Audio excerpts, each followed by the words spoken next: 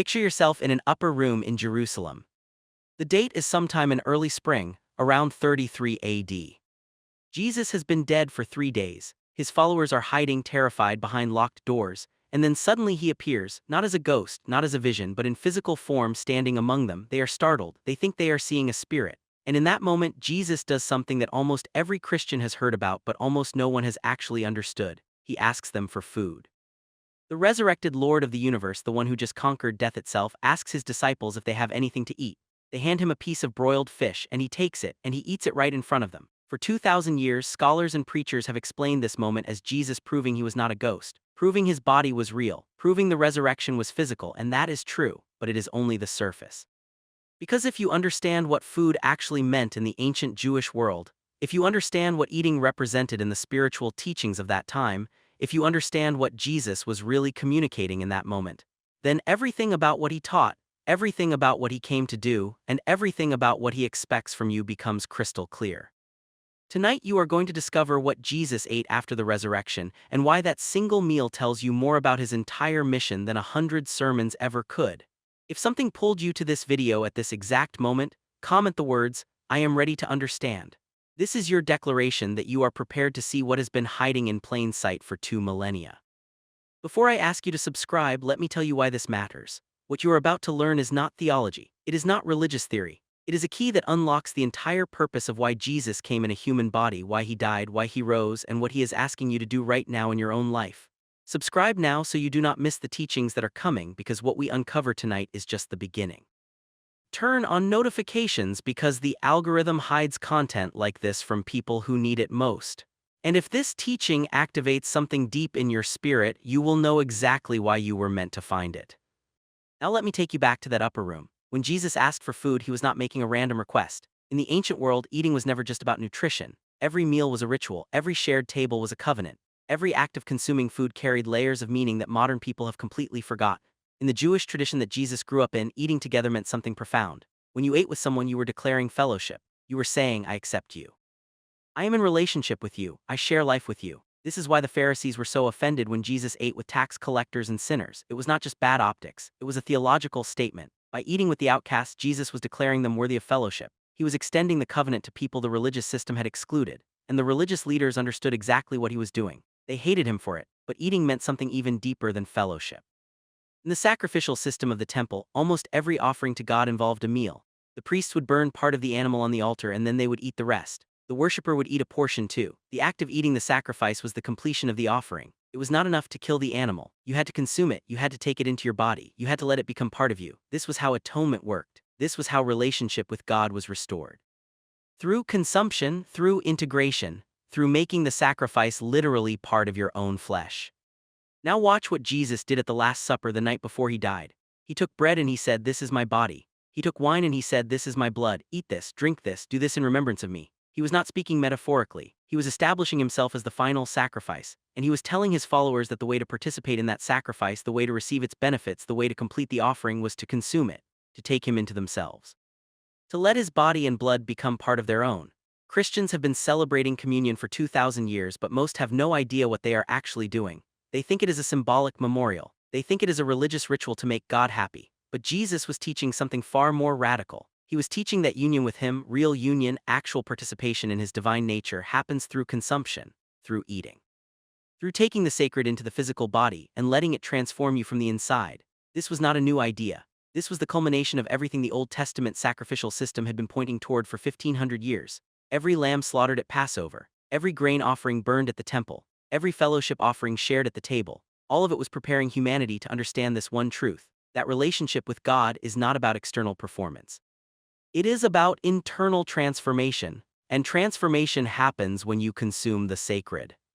So now go back to the upper room. Jesus has risen from the dead. His body is glorified. He is no longer subject to decay, to aging, to death. He is the first fruit of the new creation, and what does he do? He eats, not because he needs food, not because his glorified body requires calories, but because he is teaching his disciples one final lesson about what food is actually for. Place your hand over your stomach right now. Feel it rise and fall with your breath. This part of your body, this digestive system, has been doing something sacred every single day of your life, and you have been treating it like a biological inconvenience. Take a slow breath in, hold it, now release it. What I am about to share will change the way you eat every meal for the rest of your life. Here is what Jesus was showing them. Food is not just fuel, food is not just pleasure. Food is the primary way that the physical and the spiritual interact. Every single thing you eat was once alive or came from something alive. Plants, animals, grains, fruits, all of it carries energy. All of it carries information. All of it carries the signature of the environment it came from. When you consume food, you are not just taking in nutrients, you are taking in energy, you are taking in information. You are integrating something external into your internal system, and that act of integration is sacred. This is why every ancient spiritual tradition has food laws, not because God is obsessed with what you eat, but because your ancestors understood something modern people have forgotten. What you eat shapes what you are, not just physically, spiritually. The Jews had kosher laws, the Muslims have halal laws, the Hindus have vegetarian traditions, the Buddhists have mindful eating practices. Every single wisdom tradition understood that food is a spiritual technology, and Jesus understood this better than anyone. So when he appeared after the resurrection and asked for food, he was doing something deliberate. He was demonstrating that even in his glorified state, even with a body that transcended normal physical limitations, the act of eating still mattered. Because eating is how heaven and earth meet. Eating is how spirit integrates with matter. Eating is how the eternal enters time. Let me show you how deep this goes. In the Gospel of Luke, after Jesus eats the fish, he does something else. He opens their minds to understand the scriptures. He explains how everything written about him in the law of Moses, the prophets, and the Psalms had to be fulfilled. And then he gives them their mission. He tells them they are witnesses of these things. He tells them to wait in Jerusalem until they are clothed with power from on high. Notice the sequence. First he eats, then he teaches, then he commissions. The eating comes first. It is not an afterthought. It is not a trivial detail Luke included for color. It is the foundation of everything that follows. Because Jesus is showing them that their mission, the mission to be his witnesses, to carry his message to the ends of the earth, to transform the world, cannot be accomplished by spiritual effort alone. It requires physical participation. It requires the integration of heaven and earth. It requires eating. Now let me take you to another post-resurrection meal, one that most people know even less about. In the Gospel of John, chapter 21, Jesus appears to his disciples on the shore of the Sea of Galilee. They have been fishing all night and have caught nothing. Jesus tells them to cast their net on the right side of the boat. They do, and they catch 153 fish. They come to shore and Jesus has already prepared a meal for them. Bread and fish cooking over a charcoal fire. And he says to them, "Come and have breakfast." This is the third time Jesus appeared to his disciples after rising from the dead. And once again the moment centers around food, but here is what almost no one notices. This is not just any fire. This is a charcoal fire. The Greek word used here is anthrakia. It only appears twice in the entire New Testament. Once here and once earlier in the Gospel of John, when Peter is warming himself by a charcoal fire in the courtyard of the high priest, denying Jesus 3 times, John is making a connection. The same type of fire where Peter denied Jesus is now the same type of fire where Jesus restores him. And the restoration happens over a meal. After they eat, Jesus turns to Peter and asks him 3 times, "Do you love me?" 3 denials, 3 affirmations, 3 restorations. And every single one happens in the context of shared food. Do you see what Jesus is teaching? Transformation does not happen in the abstract. It does not happen in your thoughts alone. It happens at the table. It happens in the act of eating together, of sharing life, of consuming the same food, of participating in the same physical reality. This is why the early church did not just pray together. They ate together. Acts chapter 2 tells us they broke bread in their homes and ate together with glad and sincere hearts. Acts chapter 20 tells us they gathered on the first day of the week to break bread. 1 Corinthians 11 describes entire church gatherings that revolved around shared meals. The early Christians understood what modern Christians have lost, that the kingdom of God is not just spiritual principles. It is a physical reality that invades material existence, and the primary way it invades is through the table. Now let me show you why this matters for your life right now. You eat multiple times every day. Breakfast, lunch, dinner, snacks, thousands of meals every year, tens of thousands of meals over a lifetime, and if you're like most people, you treat these moments as functional necessities. You eat quickly, you eat distracted, you eat while looking at screens, while working, while driving. You shovel food into your mouth without thinking, without gratitude, without awareness. And in doing so, you are missing thousands of opportunities for transformation, because every meal is a chance to practice what Jesus was teaching. Every meal is a chance to integrate heaven and earth. Every meal is a chance to consume the sacred. Here is the practice exactly as Jesus demonstrated it. Step 1 is presence. Before you eat anything, stop, put down your phone, turn off the screen, sit down if you're standing, take one full breath. This simple act of pausing shifts you from automatic mode to intentional mode. It moves you from the profane to the sacred. Step 2 is gratitude. This is not about religious obligation. This is about recognition. Everything on your plate came from somewhere. Plants grew in soil. Animals lived and died. Farmers worked, trucks transported, hands prepared. A vast web of interconnected life brought this food to you. Take a moment to acknowledge that, not with a memorized prayer but with genuine awareness. Step 3 is intention. Before you take the first bite, ask yourself one question. What do I want this food to do in my body? Do I want it to energize me? Do I want it to heal me? Do I want it to connect me to the earth? Do I want it to remind me of abundance? Set an intention. Speak it silently or out loud. This is not magical thinking. This is directing your attention, and where your attention goes, energy flows. Step 4 is consumption. Now eat, but eat slowly, chew thoroughly, taste each bite, feel the texture, notice the temperature, let eating be a full sensory experience. Jesus did not rush through that piece of fish. He ate it intentionally, demonstrating to his disciples that this act mattered. Your meals matter too. Step 5 is integration. After you finish eating, sit for one more moment. Place your hand on your stomach, feel the fullness, thank your body for its work of digestion. Acknowledge that this food is now becoming part of you. This is the completion. This is the moment where matter and spirit fully merge. If you are ready to transform your relationship with food, comment the words, "Every meal is sacred," not as a religious statement but as a commitment to presence. Let me tell you what happens when you begin eating this way. The first thing you will notice is that food tastes better, not because it changed but because you are finally paying attention. Flavors you never noticed will emerge. Textures you ignored will become interesting. The second thing you will notice is that you eat less. Not because you are restricting but because you are satisfied with less. When you eat with presence, your body registers fullness accurately. You stop before you are overfull. You naturally align with what you actually need. The third thing you will notice is that your cravings change. When you eat with intention, your body begins to crave what it actually needs, not just what has been engineered to trigger your dopamine receptors. You will start wanting real food, whole food, food that nourishes rather than just stimulates. The fourth thing, and this is the most profound, you will start to feel connected. Connected to your body, connected to the earth, connected to the vast web of life that sustains you. That disconnection you have been feeling, that sense of being isolated and alone in a meaningless universe, begins to dissolve. Because you are practicing integration multiple times a day. You are training yourself to experience the physical world as sacred. And once you see the sacred in your food, you start to see it everywhere. Now let me take you even deeper. In the Gospel of John, chapter 6, Jesus says something that offends almost everyone who hears it. He says, "Unless you eat the flesh of the Son of Man and drink his blood, you have no life in you.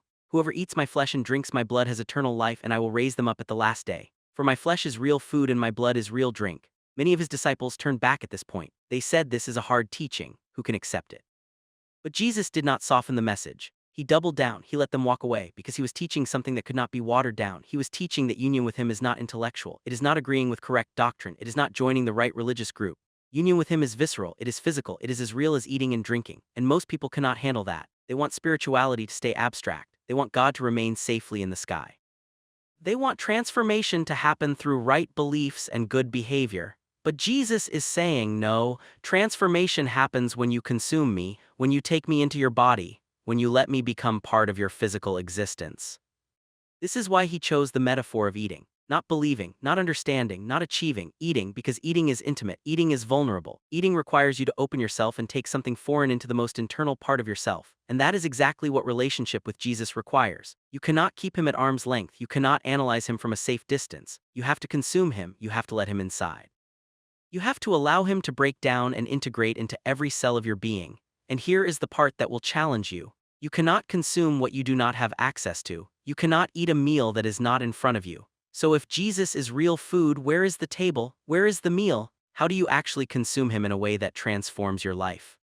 The answer is this. Jesus is present in every moment you choose presence. He is present in every act of gratitude. He is present in every intentional choice to see the sacred in the ordinary. He is present in every meal you eat with awareness. He is present in every conversation you enter with full attention. He is present in every breath you take with consciousness. You consume him not by performing religious rituals, though rituals can help. You consume him by living awake.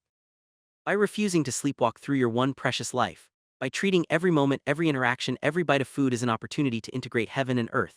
This is what he was showing his disciples in that upper room. This is what he was demonstrating on the shore of Galilee. This is what he taught when he said, "I am the bread of life. Not I will be the bread of life after you die. Not I was the bread of life 2,000 years ago. I am present tense, available right now. Ready to be consumed by anyone willing to open themselves and receive." Let me tell you what happened to the disciples after they understood this. They stopped living in fear. They stopped hiding behind locked doors. They went out into a hostile world and proclaimed a message that got most of them killed. And they did it with joy, with boldness, with unshakable confidence. What changed? They had seen Jesus alive, yes, but more than that, they had eaten with him. They had participated in physical fellowship with the resurrected Lord. They had experienced the integration of heaven and earth in the most tangible way possible. And that experience was so real, so transformative, so undeniable that nothing could convince them it had not happened. Not threats, not torture, not death itself. This is the power of eating with Jesus, not metaphorically, actually, in the presence and the gratitude and the intention you bring to every meal, in the awareness that every act of consumption is an opportunity to integrate the sacred. In the understanding that your physical body is not an obstacle to spiritual growth, but the very means by which spiritual growth occurs. Now here's what I want you to do tonight. Prepare one meal with complete presence. It does not matter what the meal is. It can be simple: bread and butter, rice and vegetables, a piece of fruit. The content matters less than the consciousness you bring to it. Set a place at your table. Sit down. Take 3 deep breaths. Thank the earth for providing this food. Thank the hands that prepared it. Thank your body for its ability to receive it. Set an intention for what you want this food to do in you. Then eat slowly, chew thoroughly, taste every bite. And as you eat, remember that Jesus chose this act, this simple human act of consuming food, to teach the deepest truth about transformation. That it happens not in your head but in your body, not in abstract belief but in physical participation, not someday in heaven but right now on earth. When you finish, sit for one more moment, place your hand on your heart, feel it beating. And know that the same power that raised Jesus from the dead is now at work in you, integrating the sacred into your flesh, transforming you from the inside out, making you a living demonstration of heaven invading earth. If this teaching has awakened something in you, comment the words, "I choose presence." Let other people who are hungry for real transformation know they are not alone. Subscribe to this channel because the teachings that are coming go even deeper than what you received tonight. Like this video so others who are searching for the meaning hidden in plain sight can find their way here. Jesus ate after the resurrection because he wanted you to know that your body matters, your meals matter, your physical existence matters. You are not a spirit trapped in flesh waiting to escape. You are heaven and earth integrated, walking around in human form with the opportunity to practice sacred consumption multiple times every day. Now you know what food is really for, now you know what Jesus was teaching, now you know what to do at every meal for the rest of your life. The table is set, the invitation is extended, come and eat. This is not a comfortable teaching for the modern world. We have been conditioned to view eating as a purely mechanical process, a transaction between our hunger and the food industry. We grab whatever is convenient, whatever is cheap, whatever delivers the most pleasure in the shortest amount of time. We have turned the table, once the center of family and community life, into an afterthought. We eat alone in our cars. We consume standing up at kitchen counters. We swallow without tasting, distracted by screens that pull our attention away from the present moment.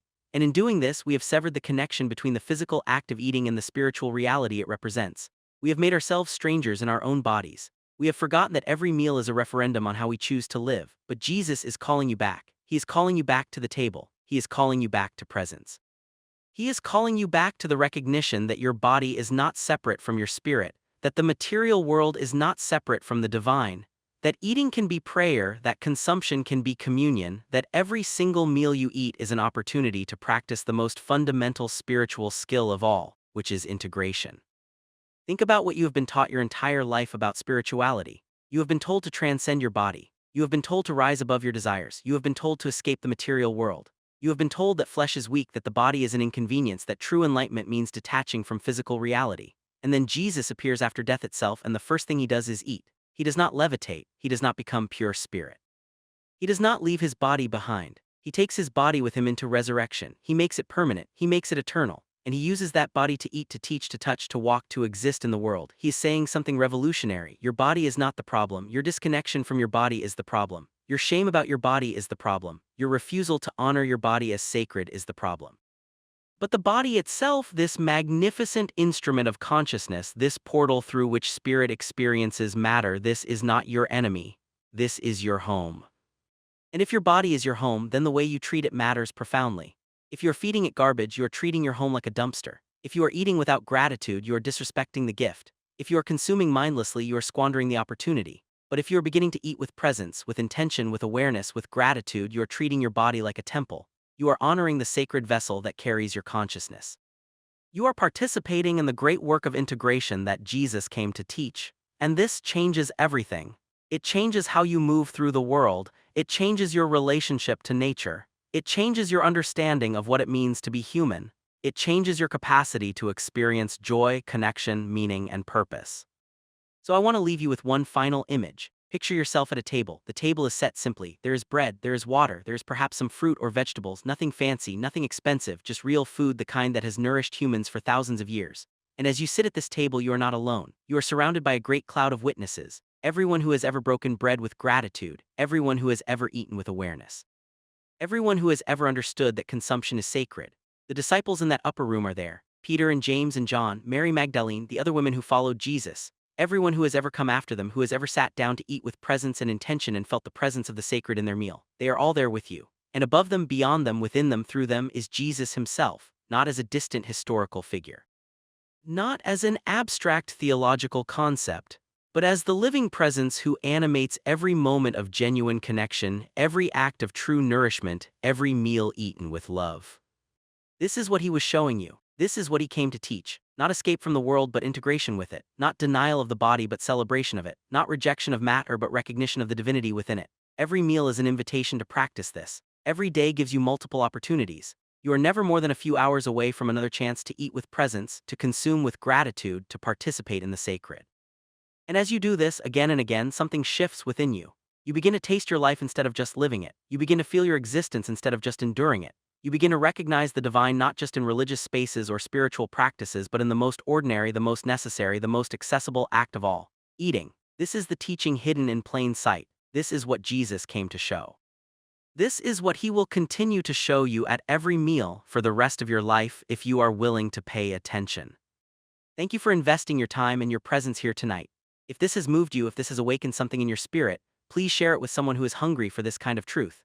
Comment below about your own experience with sacred eating. Tell us about a meal that changed you, a moment when you were fully present and felt the presence of something greater than yourself. Subscribe to this channel because what we are exploring here is just the beginning of a much deeper journey. Turn on notifications so that you never miss a teaching that is meant for you. And most importantly, remember this as you go about your week. You are not just a consumer of food, you are a practitioner of sacred integration. You are someone learning to live awake. You are someone choosing presence in a world designed for distraction. You are someone remembering that your body is holy, and that changes everything. The table is set. The invitation stands. Come and eat.